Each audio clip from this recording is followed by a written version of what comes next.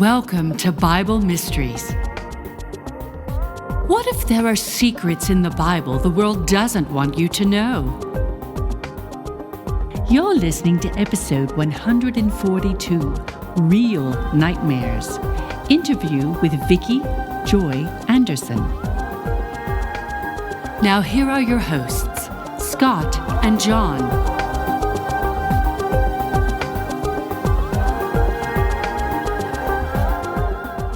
Hello, welcome once again to Bible Mysteries Podcast. I'm Scott Mitchell.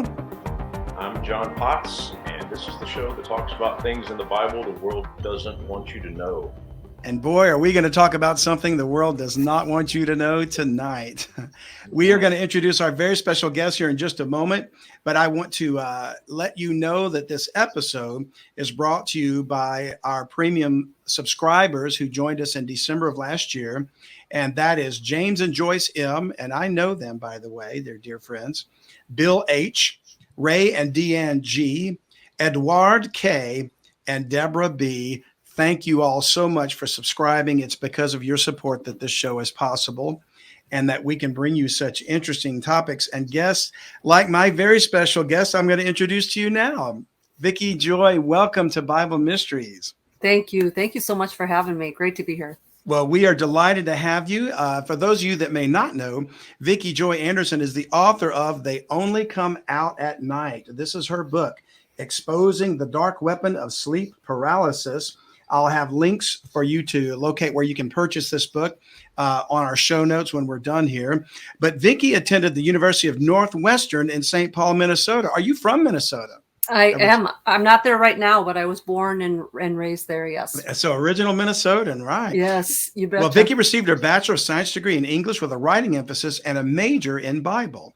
And Vicki believes that dealing as she does with spiritual warfare and topics that are on the edges of fringe, it's very important that you know who you're receiving information from and what their belief system is. So on her website, which is VickiJoyAnderson.com, she's listed her education and her ministry credentials, as well as her mission trips and other ministry activities she's been involved in. So if you want to check that out, please do so.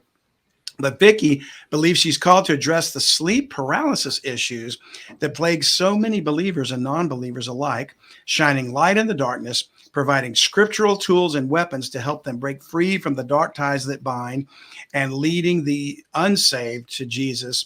So we just once again want to thank you so much for giving us your time today, Vicki. Absolutely. Well, Vicki, I'll tell you, we did a very short episode, or not that long ago, not short, but shortly ago, about sleep paralysis before I even knew about you and your book.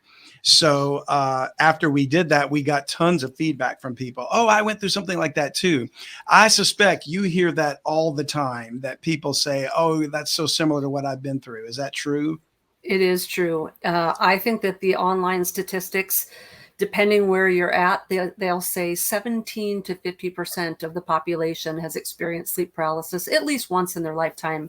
And I think that is an extremely low figure. Oh, really? So it's more frequent than it's being reported. I think so. I think it's more frequent. It's just now sort of becoming in vogue to talk about all your paranormal experiences. Mm-hmm. But prior to this generation, you talked about this kind of stuff and you were ostracized, you were labeled, you were likely schizophrenic, you might be put into a psych ward, you would be heavily medicated. This was not the kind of thing people went around touting. Yeah. And it's interesting. We'll get to that question, but in your book, you sort of explain how there was somewhat of a divorce between science and medicine and spiritual thinking. And because of that, I think that led to this lack of understanding or lack of the ability to people to communicate this information.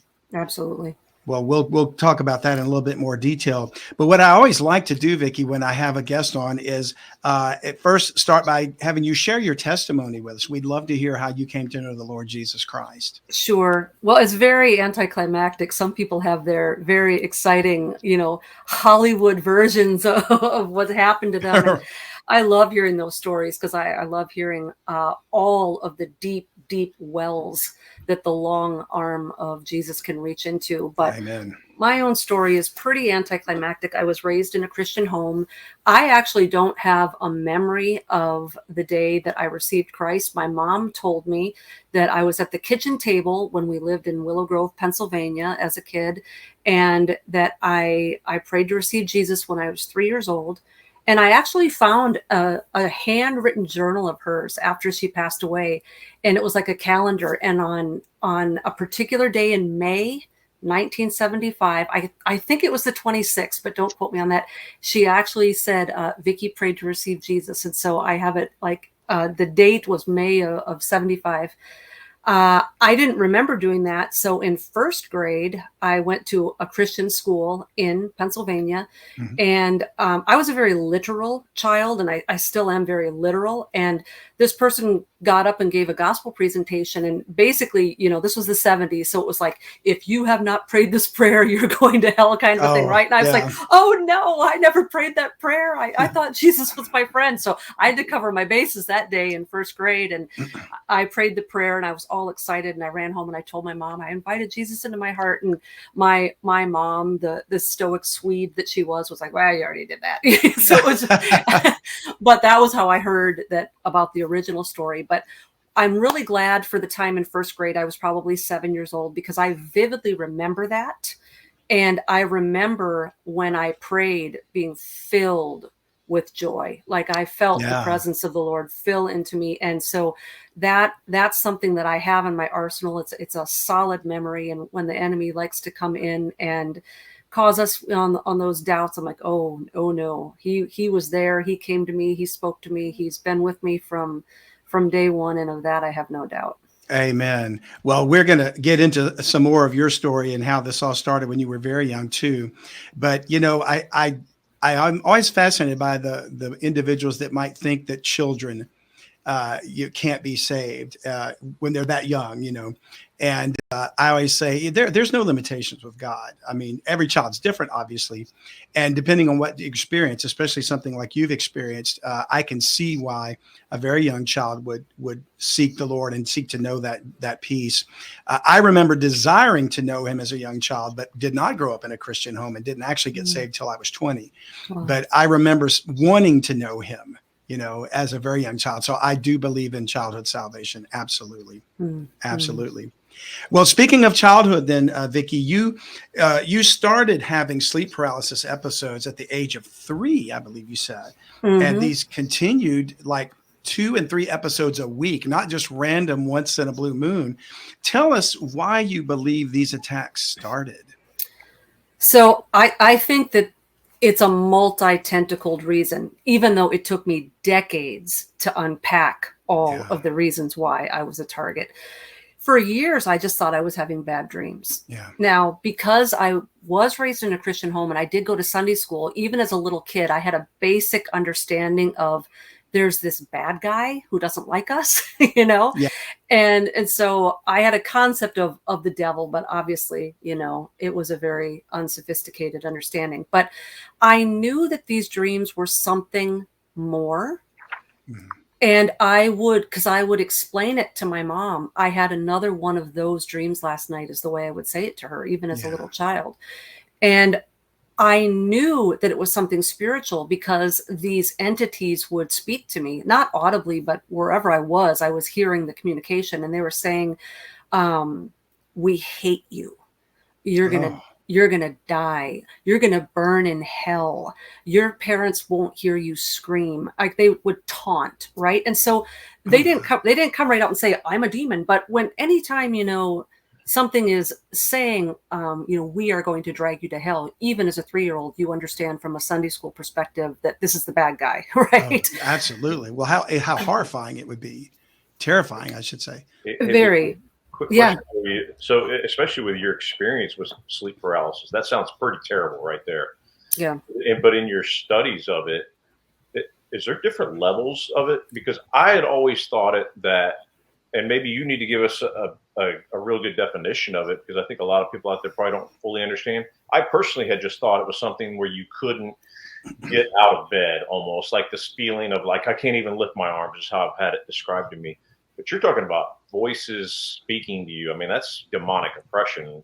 That's a Yes. whole different level right there. Yeah. Totally different level. So I'm going to kind of tackle a few of your questions at once, and hopefully I won't babble too badly here, but just a generic definition of sleep paralysis. Yeah. Technically what we're talking about, and technically what I'm talking about in my book, would more specifically be a sleep paralysis attack or a sleep paralysis episode, because there's really nothing unusual in and of itself being in various paralytic states during our sleep. God designed us to go numb at certain sleep states, in deep sleep and deep theta states and in REM, it as a way of protecting us, because if we're not sort of anchored to our bed, we will act out dreams, we will sleepwalk, we will wet the bed, we will potentially kick and thrash, or we could run into a wall, we could fall downstairs, we could sleepwalk into traffic. And so there's nothing in and of itself demonic or spiritual about waking up too soon and not being able to move. And I've had many experiences, as may you have too, where you wake up and you're kind of in that groggy sort of anesthesia sort of feeling where you can't quite move, but it feels almost kind of good. You're like, it's a deep state of relaxation. And what we're talking about is when demonic entities capitalize on that particular time. They capitalize on our physiology. They increase the terror of the scenario because they know we can't move and we're not necessarily fully awake, and we can't scream or wake somebody up to come and help us. And so that sleep paralysis is a physiological state of not being able to move. But a sleep paralysis attack is when something is now occurring simultaneously with that paralysis. And there are, as John said, varying levels of this. Some people, there's nothing scary about it at all. They don't ever sense anything spiritual. They just kind of shake themselves awake, and it's all said and done. And we get into this a little bit later, and this is all outlined in the book. There is an intruder phase, there is an incubus phase, and then there's a vestibular motor phase. And that's super unnecessarily fancy speak for the intruder phase is kind of the basic level where people wake up, they recognize that they can't move, they're frightened, they sense some sort of presence in the room with them. They definitely sense that something is the spiritual weight and atmosphere of the room is different, and it's usually accompanied by levels of terror that go beyond a nightmare. The incubus phase is then where it's taken a little bit further, and there's more of an attack. There is an actual entity in the room. They're holding you down. People can often visualize this thing, and they see different things. Usually when you say incubus, people think specifically of the incubus and the succubus, which are specific to demons that assault people physically and sexually. But the incubus phase of sleep paralysis, it can be any sort of attack. It can be, I feel like I'm being choked. I feel like I'm being pulled off my bed. Things like that. It doesn't necessarily have to culminate in a full out sexual attack, but of course they can. Yeah. And then the vestibular motor phase is an actual out of body to astral projection experience, where now we're into the realms of like UFO abduction stories. It's an actual abduction scenario. You're being pulled out of your body. Many times people will look down, they'll see themselves on the bed. They know they're being separated. People will talk about seeing their silver cord attaching them. And this is where a lot of Christians get nervous, because this is all new age, and this is astral projection, and this is spirit guides and ascended masters and the high places of Ephesians 6:12. But so I just want to make it clear to the listeners that this is an abduction scenario. And when Christians or even non-Christians experience this, it's not always because they're asking for it or they've been studying and researching it and they want to go up into the astral. There's a lot of people out there that want to astral project, but there's more people out there that this is happening to that want nothing to do with it. It's a forced abduction into the astral realm. And that is kind of the third most aggressive state of sleep paralysis. So Well, is it your belief that this can happen to both Christians and non-Christians? Because I had always assumed that as Christians we had some kind of protection there, mostly from demonic possession, but I would hope that this wouldn't happen to a Christian. Well, it does. And this is where it gets so complicated. And this is where it gets hard for Christians to get any sort of counsel or help or freedom, because when they typically, in the past anyway, have gone to a pastor, the assumption is you must not really be saved. Let's go back to the basics. Yeah. You must have opened the door, and we can open doors. Believe me, we can be saved, but have an open door. I'm not disputing that.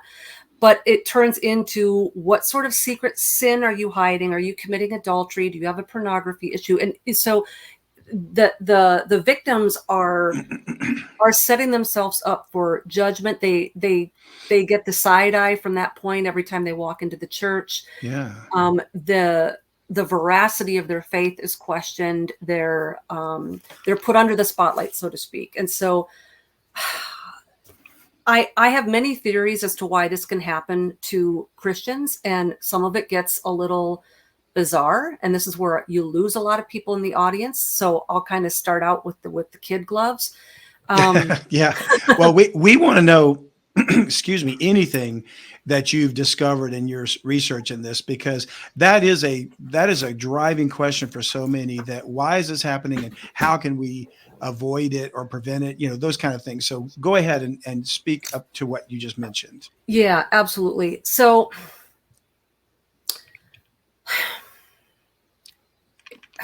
it's hard to even know where to start.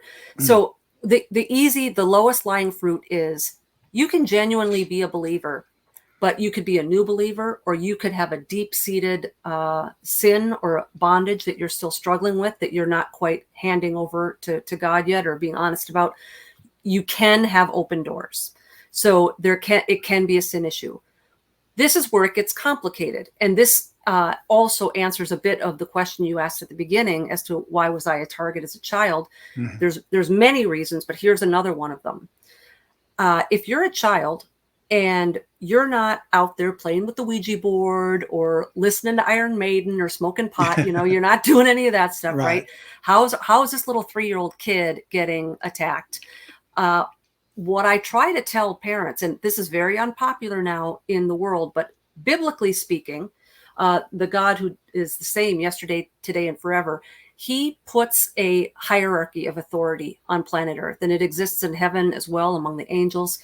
And that is not there for our suppression, but for our protection. And women and children have been given multiple layers of covering and protection so that we are not put into the same situation as Eve, where the enemy comes directly to us and seduces us. And so these patriarchal levels of authority that are put in between us and God, so to speak, is not there to suppress and abuse and hold us down. They're layer upon layer upon layer of protection. And so what can happen, and I tell the heads of the household, whether you're a grandfather or a father or a husband, or you're the authority or the guardian in that home, when you, as the head of the household, have open doors, when entities are given access into your home through your open doors, the entities, it's not a tit for tat. These entities are not always going to attack the person that let them in. They're not always going to attack the person that's the most sinful or the most unchristian in the home. They're bullies and they're weaklings. So what they do, and we see this all over the New Testament, who they come after? The widows, the orphans, and the disabled, right? Yeah. So when you, as a patriarchal headship person in the family, allows sin into the home through your neglect or your lack of knowledge or through your overt sin, the entities that are given permission into your home are not going to attack you necessarily. They're going to find the most vulnerable person in your home. They're going to find the person the least likely to explain what's happening to them. And a lot of times that's your kids. A lot of times that's the children. And I have talked to people who talk about their sleep paralysis experiences, and they will go all the way back to 2 years old. Some even have memories of, because these experiences are so terrifying that they get burned and seared into your memory. And so even when they happen at a very young age, people remember it. I've had numerous people contact me and say, I don't know how old I was, but it happened when I was still sleeping in a crib, because I remember holding onto the crib. So these things don't have some sort of, age of accountability rule where they're gracious and like they only come and attack you once you're accountable. They will come as early as they can get you. And if that door is wide open, they will walk through it. Wow. I think I can attest to that. My own experience I've shared before, but I'll briefly mention it only because it relates to, you just opened a whole pathway of thought for me with that answer and that explanation, Vicki. And that is, my own father in my young age was we didn't darken the door of a church. So he was not the spiritual head of our household in any way, shape, or form. And I'm certain that was one thing. But my maternal grandparents were people of faith, and they very gently nurtured us when they, we lived in the same city. I was blessed to have both grandparents in my life growing up. And little Jack Chick tracks and little Crusader comic books, little subtle things all the time. So by the time I started getting to an age of comprehension of what those, rather than just wanting to read something like Richie Rich or whatever, and or Porky Pig or something, and then read comics that had more words to it. I remember reading some of those tracks, and I started to struggle. And about that time is when I had my own experiences of a few recurring episodes of just what you mentioned, awake but asleep at the same time, seeing myself in the bed, but looking as my body rose and started to float down a dark hallway. Interestingly, my younger brother, I shared with me that he had the exact same experience or dream as what we thought it was at the time. Yeah. And I suspect that because I suddenly had a spiritual influence in my life that was beginning to bear fruit and lead me towards desiring to know God, that's when these attacks started. Yeah. And yes. that, and so there was that opening because there wasn't a mantle of protection with my own father or parents. And I didn't live with my grandparents, but they were shining the light of truth. And I suspected he was trying to prevent me from coming to a saving knowledge of Christ. Yeah, absolutely. Before I forget and utterly abandon what was a vital question, how come Christians can get bugged by this? How come they can be vulnerable? I thought this, right? And so by way of spiritual warfare, we're not talking full-blown exorcism, where heads are spinning and pea soup is getting spit, right? but the fact is, we know from Ephesians 6:12 and elsewhere, we are extremely vulnerable as Christians for demonic attack. They're after us. Like right. we're the battle's not against flesh and blood. We're at war. Yeah. Right. So this is just another tactic that they have. And so not all spiritual warfare is my car broke down and I missed my finals. Like some spiritual warfare is actual spiritual warfare. And if you, in fact, I think that almost the more serious you become in your faith, the more prone you are to something like this, because they have to get you when you're weak and when you're vulnerable. So if they come to you during the day and they can't tempt you, they're going to come to you at night when you're discombobulated, you're disoriented, you're half asleep. You don't think there's any consequence to what you're doing because it's just a dream. And we know that these things play dirty. We know that they are willing to trick us and dupe us into things. And it's very easy to trick people into doing things in their dreams because they wake up and think that has no bearing on reality. I wasn't actually engaging in that activity in the dream. I wasn't really participating in necromancy. Mm-hmm. I wasn't really talking to my dead grandmother and asking her questions about my future. I wasn't really participating in some sort of sexual encounter with that beautiful woman. It was just a dream. And so humans go on in this ignorant state of mind thinking that there's no attachment whatsoever to that dream world and the reality. And so there's no accountability for it. There's no repercussions for it.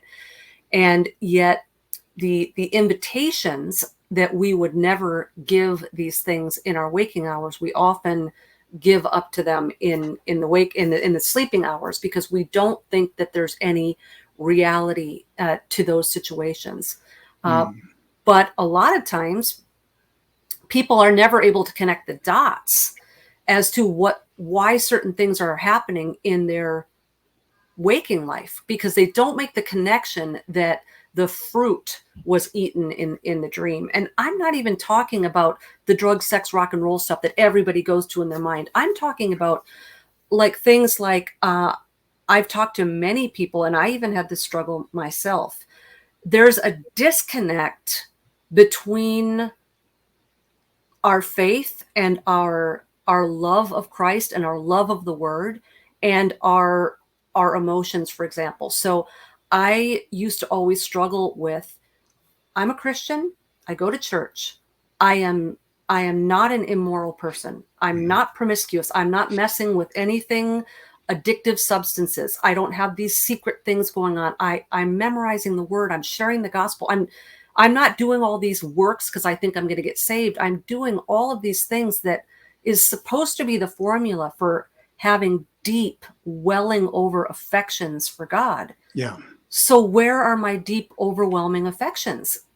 I'm following the formula, what's going on. And it took me decades to figure out, because they're so crafty, that the things that were happening in these sleep paralysis experiences, these dreams that were accompanying them, and these astral experiences that I thought were just terrifying nightmares, there were contractual things like that apple in the Garden of Eden. There were contractual things going on.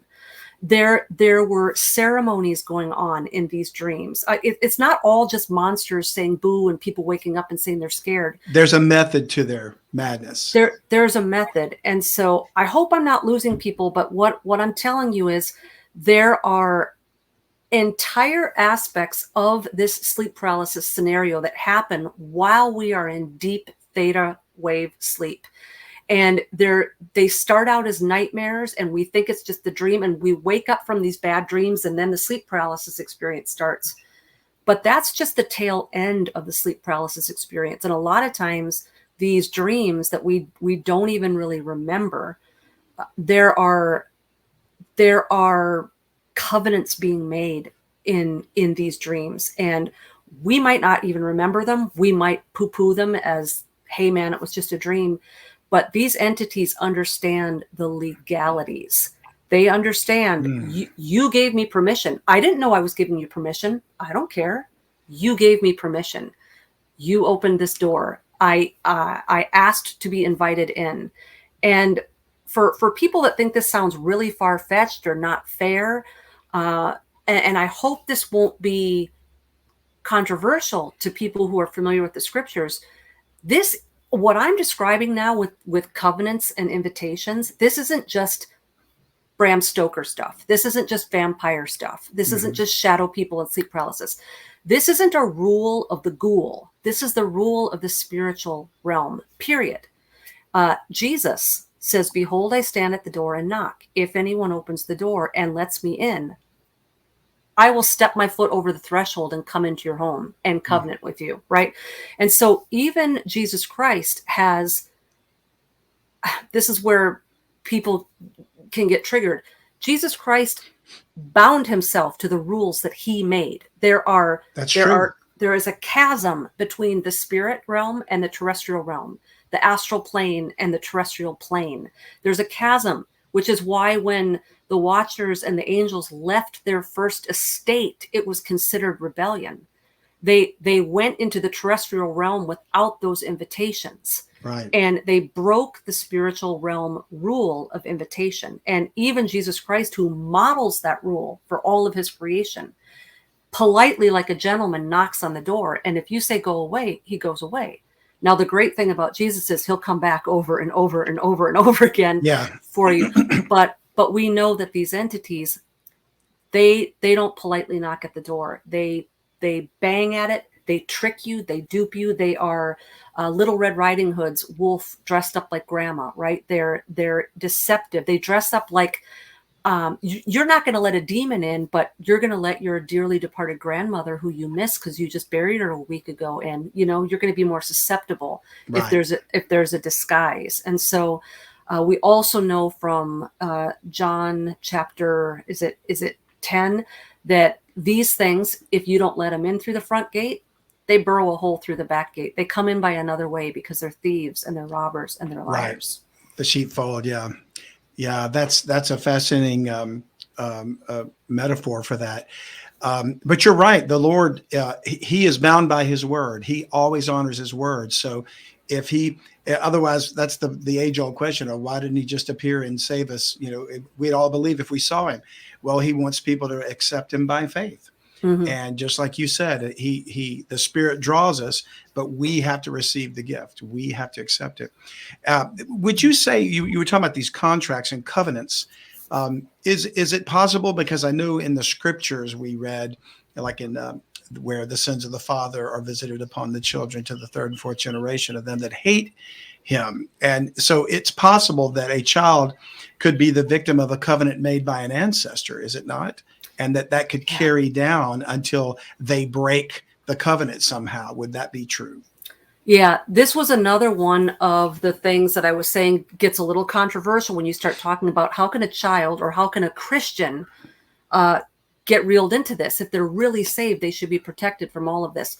And this is where it gets kind of sketchy for some people, but there are groups, there are secret societies, there are generational Satanists, occult groups, covens, Freemasonic type things, where when someone is initiated into those groups, they don't just initiate and make those pledges for themselves. They pledge their entire bloodline.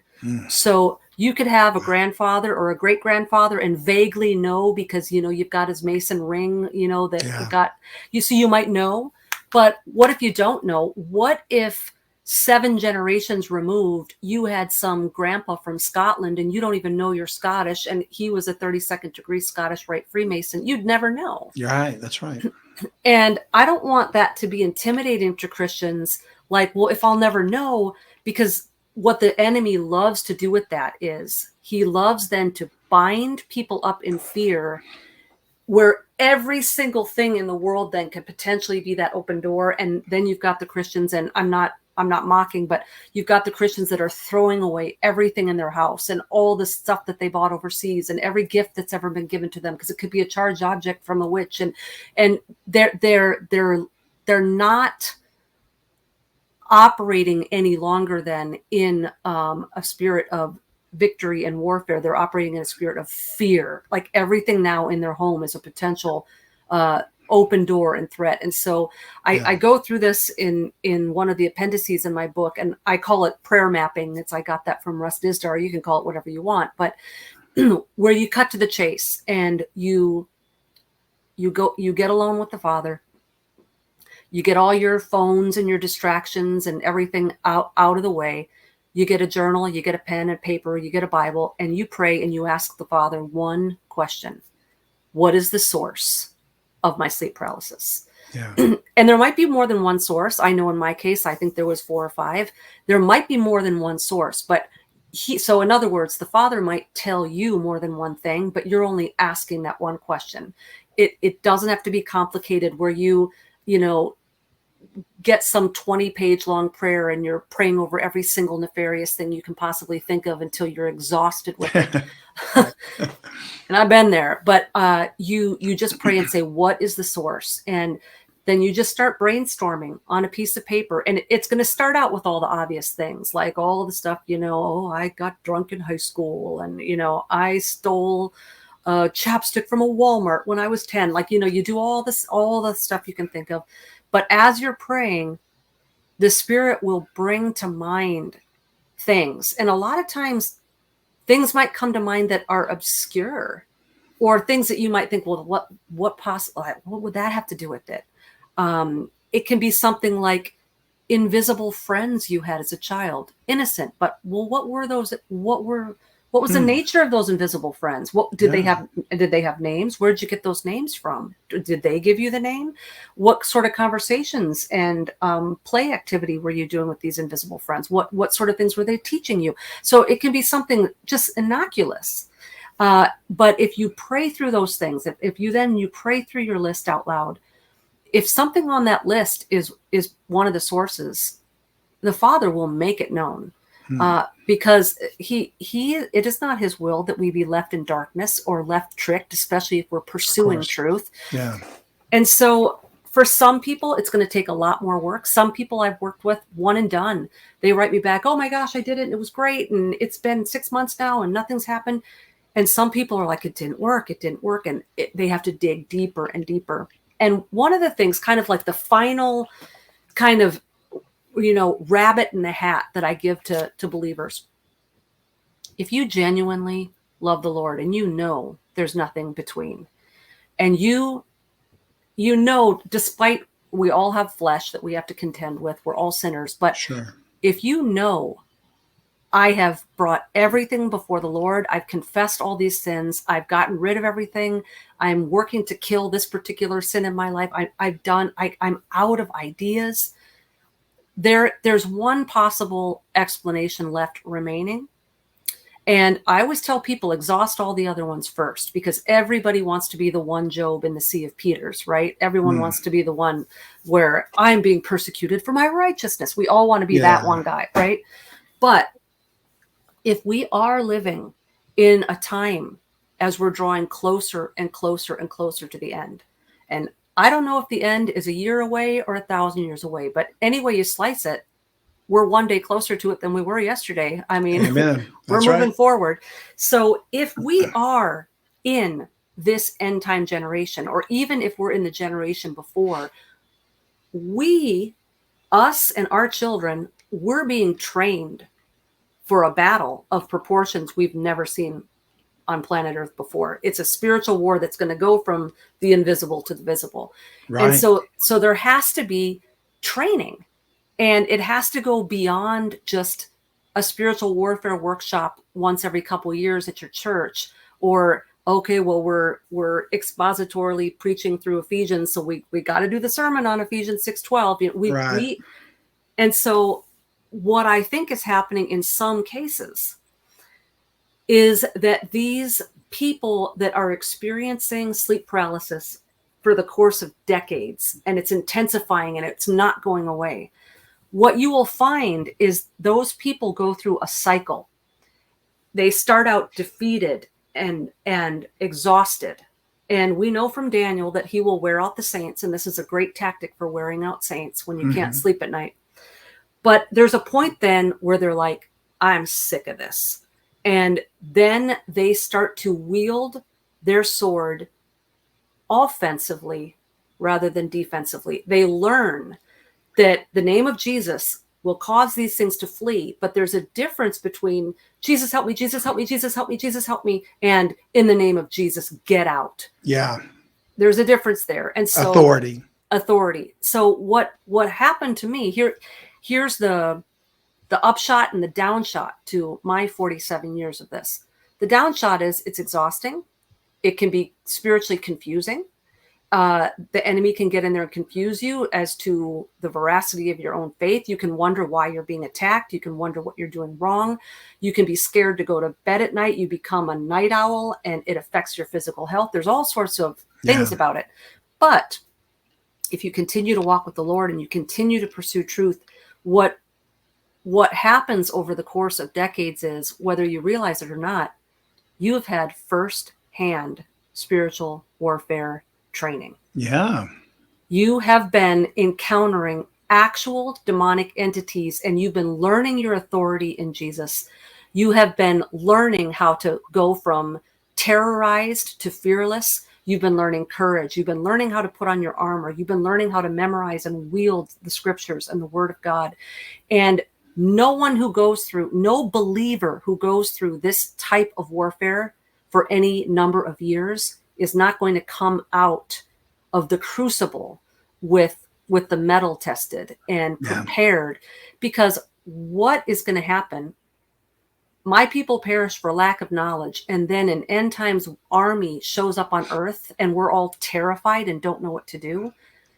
He's preparing us. So even in this, what the enemy means for evil, God intends for good. He is raising up his army, and this is one of the ways that people get enlisted in the boot camp. You know, that's a fascinating perspective, Vicki. And I do want to comment that I do believe we are approaching the last days if we're not in them. And if I'm wrong, it just means I'm wrong. The Bible's right, you know, Yeah. if my timing's wrong. But I would say that given that there's going to be some amazing things happening on this earth during the time of Jacob's trouble, and depending on where people want to stand about the rapture and the tribulation, and I take the position that we're going to go out before the wrath falls, but that doesn't mean there's still not a battle to engage in spiritually that is going to intensify even before we're taken out. So if that be the case. So I say that that's a fascinating perspective, that maybe we are being prepared to help in these last few hours of reaching people with the gospel, when demonic entities are manifesting themselves as aliens or whatever deception they're going to use. Yep. And perhaps that ties into it.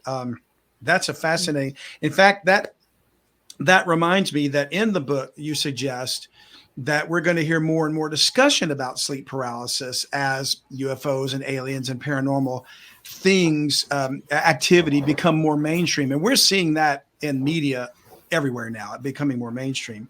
Do you believe that is a part of the deception that's designed to lead people astray? Absolutely. Absolutely. Here is the double-edged sword of exposure, you know, exposing the deeds of the devil. We've been doing that now since the advent of the internet. And even though there's a lot of censorship now we're hearing about things that we never knew about before. And we're hearing about all of this pedophilia and adrenochrome and sex trafficking and abortion. And it's terrible. But when we first heard about some of this stuff 10 years ago, 20 years ago, and it mortified us, and we saw the pictures of the aborted babies and things, we were mortified. But now 10, 20, 30, 40 years of seeing those pictures every day, the more we hear, the more we expose the deeds of the devil, the more everyone becomes desensitized. And we're to the point now where you can talk about drinking blood and murdering people and all this horrible stuff that goes on underground and everything, you know, the satanic holidays and their rituals. And it's, on one hand, it's exposing these things. On the other hand, it gets to the point where, you know, the 50th time you've heard it, you're like, oh yeah, I've heard of that. Oh, it's almost normalizing it. Almost. It does. It normalizes it. And so here is sort of the victory, and then the immediate need to innovate and come up with a new battle plan. I've been waiting my entire life to figure out this sleep paralysis thing, find other people that are going through it, set captives free, expose the deeds of the devil. And, you know, I write this book and people are coming out of the woodwork, and it is so encouraging, and we're exchanging notes, and we're ripping the masks off of these things. But on the other hand, you've got all of, you know, the David Ikes out there talking about the reptilians and the spaceships and the Anunnaki and the progenitors and the Pleiades Jesus and all the ascension doctrine and the ascended masters. And so all it's really, in essence, doing in the long run is getting us to the point where when these things come to earth and they do their little "we're your progenitors" or whatever, no one is gonna. Do you remember War of the Worlds? You know, when the little aliens came down and people were like jumping off of buildings and everything. And now, what's happened? You know, 50, 60, 75 years later, now the Anunnaki will come down in their red tights and their cape, and everyone's going to be like, "Cool." Oh yeah, because very receptive. Yep. So DC and Marvel are doing a great job of making the fallen angels and the Watchers and the Nephilim and the demons look like our friends, look powerful, look great, look cool. So when these things do show up, we're not going to be terrified. Many people are going to think that peace on earth, man, they've come to save us, and they're gonna fall for it. You know, there's even Christians falling for this. You mentioned David Icke, and there's I can't remember the first name, but Greer. Is it David Greer? Or there's another person that's kind of like him. He's basically saying, yeah, the UFOs are real, and they are our ancestors. They did seed us. They are the ascended masters. We need them, you know. And he teaches these classes on how to reach into the light. And is it Greer? Is that the name I'm thinking of? Greer. I think I'm thinking of a different David. He's really big in the Gaia.com movement. Well, that sounds like this person could be. I think he's a doctor, if I'm not mistaken. But he's very much aligning what looks to be a very light, attractive, spiritual sort of journey that I think even Christians are going, wow, that looks like it's the way to go. And many New Age and occult practices are creeping in to the church. Do you believe that Christians today are confusing, you said so rather, that Christians today are confusing true spiritual encounters with God and spiritual encounters with demonic entities posing as beings of light? Where is this lack of discernment coming from? Oh, my people perish for lack of knowledge, to give you the easy answer. You know, it's one thing if you go to church once a week, you listen to a sermon, but that is different than digging into the scriptures, studying the scriptures, meditating on the scriptures, memorizing the scriptures, and studying it on our own. And even John warned us, you know, John the Revelator, we always think that Revelation was the last book written because it's the last one in the book, but actually 1st, 2nd, and 3rd John were the last books written, because John was the young guy, and those were the letters that he wrote to the church before he passed. And just think of this. He had one more opportunity to share what was on his heart before he left this planet. Yeah. And he has the entire experience on Patmos in the back of his mind. He can write whatever he wants in those letters. And what does he write about? Here's how to find the false messiahs in the church. Yeah. That was the message he wanted to leave with people before. You know, that was his mic. Trying the spirits, whether they be of God. Right. And what I find is a lot of Christians, because of the last 50 years of experiential Christianity, where everything has to feel good, and it has to be exciting, and there has to be jumbotrons and fog machines. And so real Christianity, all you have to do is find a hymnal or a devotional written 75 to 100 years ago and see how Christians talked and how they encouraged one another and the kind of things that they thought about and the way they viewed the world. And you find that a lot of the Christian writers that were writing back in the day, like you read like the Spurgeon's Morning and Evening, or you read Elizabeth Cowman's Streams in the Desert, these people were talking about suffering, finishing well, temptation, killing, mortifying the flesh. Like, this is the kind of way our forefathers talked. Yeah. And so when you've got a generation of believers where everything is about feeling good and, these experiences, and the evidence of God has to be some sort of, after I pray, I want to see a rainbow in the sky, or I want to see a cardinal fly into my, tree, or, and here's the sad thing about that. Sometimes God will do that, especially for believers when they're in a position of weakness or dire need or grief, or there may be a new believer, and so they haven't gotten their sea legs yet. But what's sad is the devil will always give you those signs and wonders. That's true. He will always do it. And so what is alarming to me is the number of Christians that have these astral experiences, and they wake up and they immediately have an interpretation of what it all means. And it's always something good. It's some great promise. There's no testing of that spirit to see whether it's from God. Like, there's no, Satan disguises himself as an angel of light. So if you encountered an angel of light and you were filled with feelings of goodness, that isn't enough alone to determine whether it was a good or a bad angel. The people in the Bible that experienced angels were terrified, the good ones, And so I don't see a lot of the testing of the spirits. And I also see an ignorance of the scriptures. And I think, another question that you were going to ask that I could just nicely fold into this discussion is, if you don't understand that the heaven that Paul glimpsed and the heaven that John the Revelator glimpsed and the bit of the throne that Elijah glimpsed, the bit of the throne room that Moses glimpsed, if you don't understand that that was a different plane than the Ephesians 6:12 high places where all the archons and rulers and authorities and ascended masters and spirit guides are crawling around, you're going to think astral projection is biblical, which is why so much of this New Age stuff has crept into the church. Right. And a lot of people will, these entities are very clever. If they abduct a born-again Christian into the astral realm during a sleep paralysis experience, they are going to mimic a biblical experience because they're smart. Yeah. They want you to be duped. And so we have to understand that the high places, the epuranios in Ephesians 6:12, that is describing the astral realm. That's describing the bastardized throne room of the false gods.